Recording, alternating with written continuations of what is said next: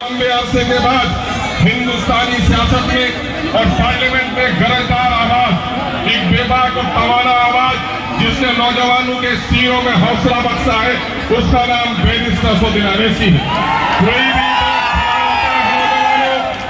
कोई भी तरफ खड़ा रहता है नौजवानों, उसके जड़ों की मिट्टी मजबूत होनी चाहिए और उसके जड़ों को पानी मिलना चाहिए। यकीनन है कि सफाउर रहमान की जीत सिर्फ आपकी जीत नहीं होगी, बल्कि पूरे हिंदुस्तान में मजलूमों की तमाम आवाज बैरिस्टर असदुद्दीन अवैसी साहब की बड़ी जीत होगी। और इस वक्त मैं कहता हूं बातिल ताकतों से, जो लोग ये सवाल करते हैं कि साहब यहाँ पर फला उम्मीदवार थे, यकीन जानो सिर्फ नामों से नहीं बल्कि कामों से लोगों को जाना जाता है। मीर जाफर भी अपनी ही बस्ती का था। मीर जाफर को कभी हम सलाम नहीं कर सकते दगाबाजों को। पूछ लो, यह अमानतदारी के नाम पर जिस अमानत ने आपका वोट दिया, उसने क्या अमानत का हक अदा किया? बताओ, इस बस्ती में भले ही पुराने दिनों से आपको मकबूलियत है। मैं आता रहता हूँ शाहीन बाग में कौन लोग रहते हैं? क्या इंसान नहीं रहते? मैं अक्सर कहता हूँ कि हिंदुस्तान की सबसे बड़ी डिग्री इंजीनियरिंग की, प्रोफेसर की, लॉयर की नहीं है। अगर सबसे बड़ा कोई सनद है तो हिंदुस्तान का शहरी और नागरिक होना है। और वो नागरिक भी बड़ा कीमती है जो अपने वोट से इस मुल्क का हुक्मरान चुनता है।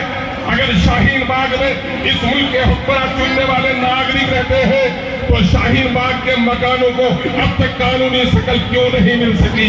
पानी क्यों नहीं मिल सका? बिजली क्यों नहीं मिल सकी? औकाफ की लंगी तलवार आज अटक रही है। बताए अमानत कि औकाफ की जायदादों को किसने तबाह बर्बाद किया है? पूछिए जरा केजरीवाल से कि केजरीवाल, कांग्रेस को हमने अपने दरवाजे से लौटा दिया था, तुमको गले लगाया था।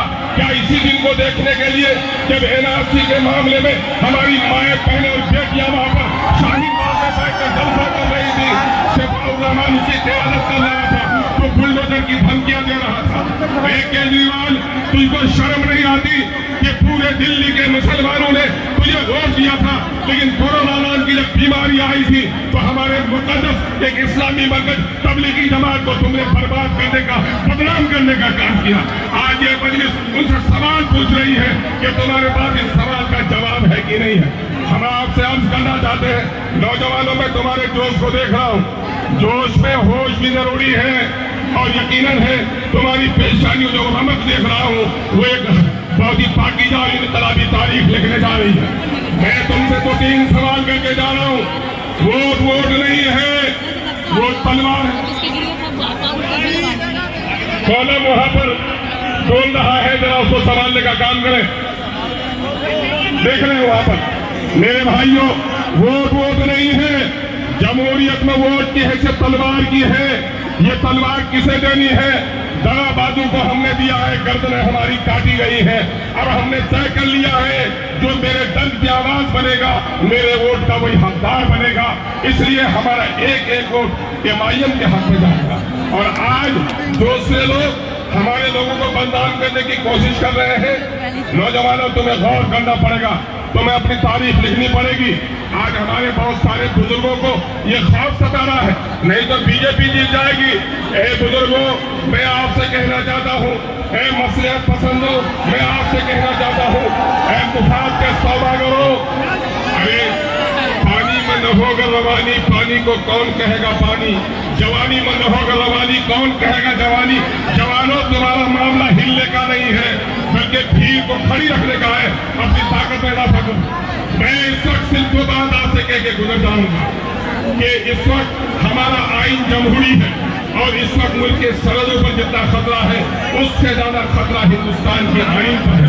अगर यह आइन बाकी नहीं रहा तो यकीन जानो न इस मुल्क में मस्जिदें बाकी रहेगी, न मंदिर बाकी रहेगा, न हिंदू रहेगा, न मुसलमान चैन से रह पाएगा।